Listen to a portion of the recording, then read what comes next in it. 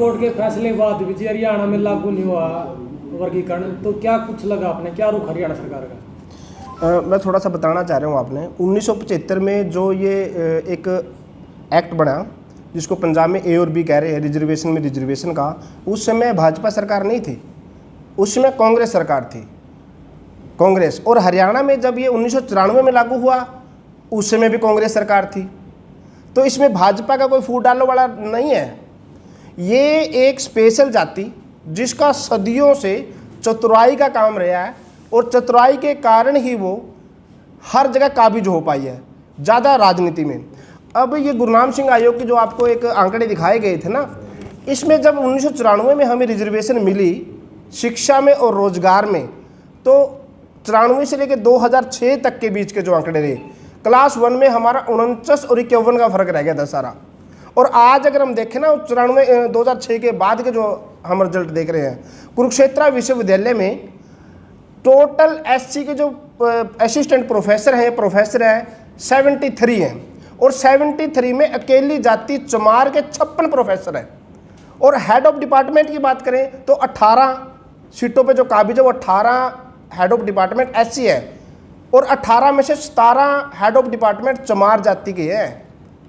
ये कहीं ना कहीं गैर बराबरी का मामला जो था, और पूरे देश से दलीलें जब गई, उस पे 18 साल से सुप्रीम कोर्ट का एक विचाराधीन मामला था, और बड़ी 4 जजों की बेंच ने, 5 जजों की बेंच ने और 7 जजों की बेंच ने फैसला जो दिया है, इसको अगर कोई एक जाति टारगेट करती है तो आप उसको संविधानिक, वो जाति ना संविधान को मानने वाली है ना बाबा साहब को मानने वाली है। और थोड़ी सी बात मैं अगर करूं भी, जिस बाबा साहब अम्बेडकर ने हमें 1 वोट 1 वैल्यू का अधिकार दिया, एमएलए एमपी बनने का अधिकार दिया, यहाँ तक कि रिजर्वेशन दी, इस जाति ने तो बाबा साहब अम्बेडकर को उसको 2 बार हराया।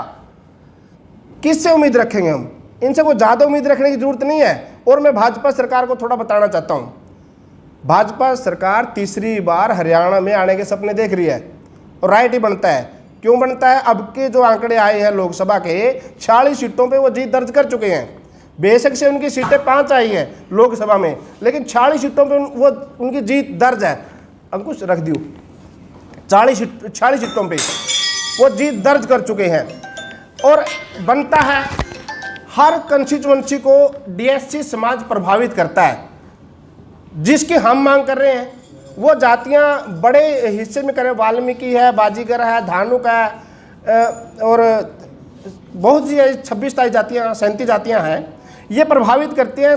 हर एक कंस्टिट्यूएंसी में 35 से 40 हज़ार वोट हमारा, और 35 से 40 हज़ार वोट किसी सरकार को बनाने में और गिराने में अहम भूमिका अदा करेगा। और सरकार से एक ही मांग कर रही है, सदियों से बात करें, सदियों से इनका रुख यही रहा है, कोई डरने डरने की बात है नहीं। इनका जो टोटल वोट बैंक है, ये कहीं नैलो से समर्थन करे बैठे हैं। हाथी पे पड़ना है, बीजेपी को वोट नहीं जाना। बीजेपी को वोट जा सकते हैं इन जातियों का। अगर बीजेपी दोबारा सरकार बनाना चाहती है तो डीएससी को तुरंत प्रभाव से लागू करे नौकरियों में। अगर रोजगार में डीएससी की बात करें तो बार बार मांग उठ रही है, तो आपका क्या कुछ इसमें प्रतिक्रिया रहेगी? मुख्यमंत्री से विज्ञापन दिया जा चुका है, तो हरियाणा सरकार का क्या रुख है इसमें? सर, आपका जो सवाल है वो सवाल ही संदेह के घेरे में है। This is matter are no fully employment है। ये मात्र नौकरियों में लोग लगे या ना लगे इस बात से नहीं है। बाबा साहेब डॉक्टर अम्बेडकर ने जब संविधान की मूल प्रस्तावना लिखी, उस मूल प्रस्तावना को जब हम लोग देखते हैं, पढ़ते हैं कि हम भारत के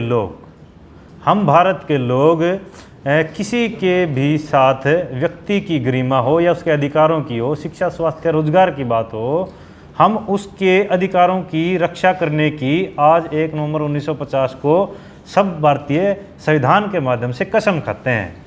और रही बात कॉन्स्टिट्यूशनल राइट्स की, संवैधानिक अधिकार की, जजमेंट की, एम्प्लॉयमेंट की, मैंने पहले भी बहुत सारे लोगों को सरकार में ज्ञापनों के माध्यम से जो बात है, this is a matter of representation. ये जो मामला है प्रतिनिधित्व से जुड़ा हुआ मामला है। आरक्षण को लोग नौकरियों में इनका ये हिस्सा है यहाँ से देखते हैं, लेकिन जो लोग अम्बेडकराइट मूवमेंट में काम करते हैं, वो लोग रिजर्वेशन को प्रतिनिधित्व मानते हैं, हिस्सेदारी मानते हैं व्यवस्था में अपनी। और रही बात लागू करने की ना करने की, सरकार की का ये बिगाड़ दिया जाएगा, सरकार का ये बना दिया जाएगा, this is not matter in political process, this is a matter of Supreme Court judgment and fundamental rights. ये पूरा का पूरा जो मामला है भारत के जो लोग हैं उनके व्यवस्था में प्रतिनिधित्व से जुड़ा हुआ मामला है।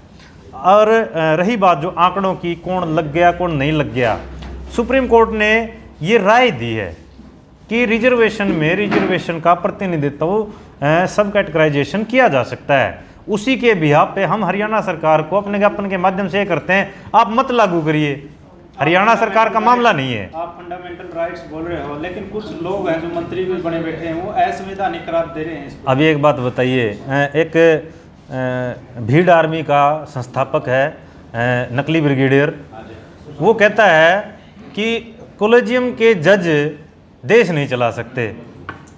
भाई तुम एक जाति के 32 MP वहाँ जाकर के खड़े हो गए, हम कैसे मान लें कि तुमने हमारे अधिकारों की रक्षा की बात की होगी, जबकि तुम्हारी पूरी कौम और जगह जगह तमाम न्यूज़ चैनलों पे तू ये कह रहा है कि ये संविधान पे हमला है। ये तो सुप्रीम कोर्ट वो जो किसान कानून वाली बात होगी ना, ताकि ये किसान का ये जो बिल आए हैं ये किसानों के हित की बात है। किसान मना करें भाई हमने कौन ही भला चाहिए, तेरा प्रतिनिधित्व तो हमने कौन ही चाहिए। जिस तरीके से तू वंचितों का भला करना चाह रहा है उस तरीके का भला हमने नहीं चाहिए, हमने भला उस तरीके का चाहिए है। सुप्रीम कोर्ट की जो बेंच बैठी है, जजेज की बेंच बैठी है, वो संवैधानिक पीठ है, वो कोई गांव के 5 पंचायतियों का फैसला नहीं है। वो 7 जज हैं सुप्रीम कोर्ट के, संवैधानिक पीठ है वो।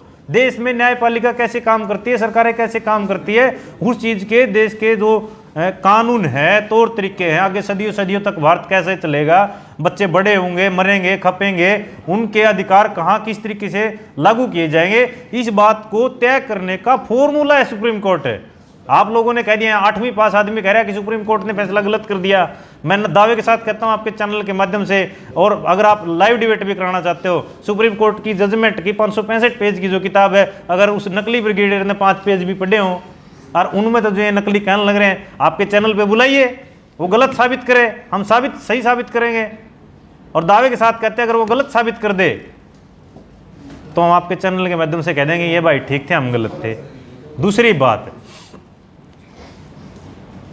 ये हरियाणा का मामला नहीं रहा, ये जो पिटीशन डली, मामला जो चला हरियाणा चमार महासभा, कबीर महासभा एंड वाल्मीकि महासभा के मध्य ये मामला सुप्रीम कोर्ट में 2006 से लेकर के अब तकरीबन 18 साल के बाद ये केस चला है। कितनी जिरा हुई होगी उसमें, कितनी डिबेट हुई होगी, 568 पेज का एक ग्रंथ बन गया, कितनी दलीलें आई होंगी, कितने नेगेटिव पॉजिटिव पॉइंट जो काउंट किए होंगे, वो सारी की सारी चीज़ें इसमें आएंगी। उन चीज़ों को तो पढ़ते नहीं है, बस ये कह देते हैं, मायावती ने स्टेटमेंट दे दी कि 9वीं सूची में डाल दे। भाई 9वीं सूची में तू डाल दे, हमको नहीं मना कर दे, लेकिन वर्गीकरण करके डाल दे, फिर कौन डाला वो।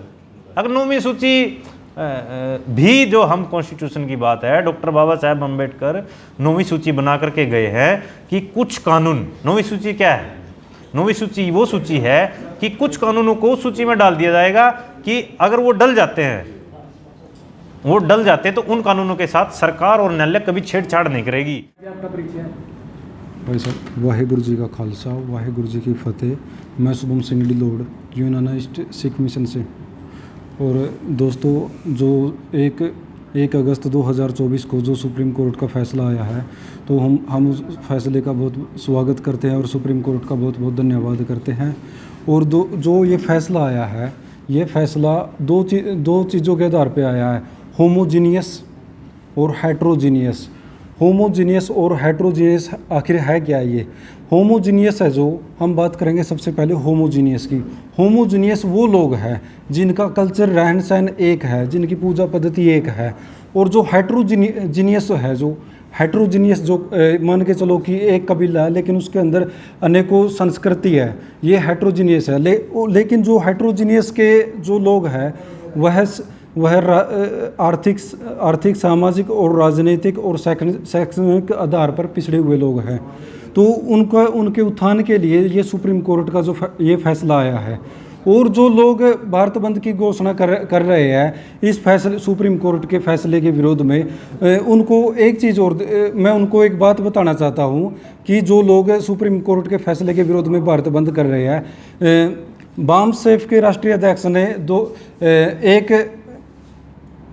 23 जनवरी 2020 को भारत बंद की कॉल दी थी और उसके बाद 29 फरवरी 2020 को भीम आर्मी के राष्ट्रीय अध्यक्ष ने भारत बंद की कॉल दी थी। लेकिन इसका रिजल्ट क्या रहा? 100% फेल। दिमाग के जाले हटाकर देखो, इन्होंने जो वंचित जातियां है देश के अंदर, उनके अधिकारों को अधिकार नहीं समझा, उनको अनदेखा किया और वंचित जातियों की तरफ से पूरा विरोध रहा। ये सबसे बड़ा एक कारण रहा फेल होने का ये। और एक ही जाति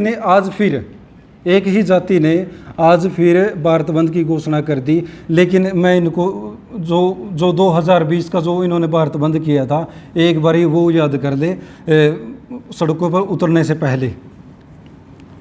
और हाँ जी सुप्रीम कोर्ट के फैसले के बाद ये बवाल मच रहा है, तो भाईचारे में इसमें दिक्कत नहीं बनेगी? आप इस तरफ से बोल रहे हैं, वो उस तरफ से बोल रहे हैं, पोस्ट रिपोस्ट हो रही है, इसमें भाईचारे में दिक्कत नहीं बढ़ने की संभावना है?